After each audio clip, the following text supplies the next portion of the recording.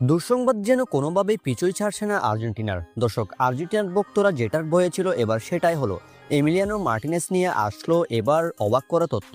দর্শক, অ্যাস্টন ভিলার হয়ে গত ম্যাচে ইউরোপা লিগের ফাইনালে মাঠে নামা নিয়েই মূলত যত কাহিনী। মূলত অ্যাস্টন ভিলার হয়ে ইউরোপা লিগের ফাইনালে বড় মঞ্চে মাঠে নামার আগেই অনুশীলনে চোট পান এমি মার্টিনেজ।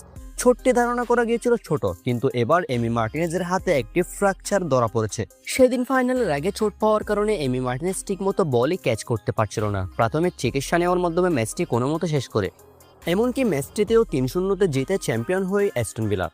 কিন্তু ম্যাচের পরেই আসে এমিলিয়ানো মার্টিনেজকে নিয়ে দুঃসংবাদ। দর্শক, এমিলিয়ানো মার্টিনেজের হাতের আঙ্গুলের ইনজুরির কারণে এমিলিয়ানো মার্টিনেজের একটি টেস্ট করানো হয়। সেখানে এমি মার্টিনেজের একটি ফ্র্যাকচার ধরা পড়ে। জানা গেছে অপারেশনের কোনো প্রয়োজন নেই, তবে তিনি প্রায় 20 থেকে 25 দিন মাঠের বাইরে থাকবেন। এই সময় সিজনের শেষ ম্যাচে অ্যাস্টন ভিলার হয়ে অনেকগুলো ম্যাচ খেলতে পারবে না এমি মার্টিনেজ।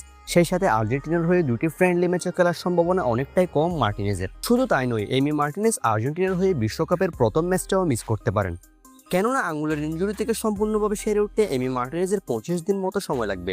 এদিকে আর্জেন্টিনার আগামী বিশ্বকাপের প্রথম ম্যাচ হলো 17 তারিখ, জুন মাসের 17 তারিখ আলজেরিয়ার বিপক্ষে উদ্বোধনী ম্যাচে মাঠে নামবে আর্জেন্টিনা।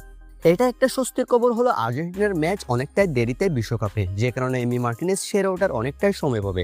কিন্তু অ্যাস্টন ভিলার হয়ে সিজনের শেষ ম্যাচগুলো এবং আর্জেন্টিনার হয়ে দুটি প্রীতি ম্যাচে খেলার সম্ভাবনা কম এমি মার্টিনেজের।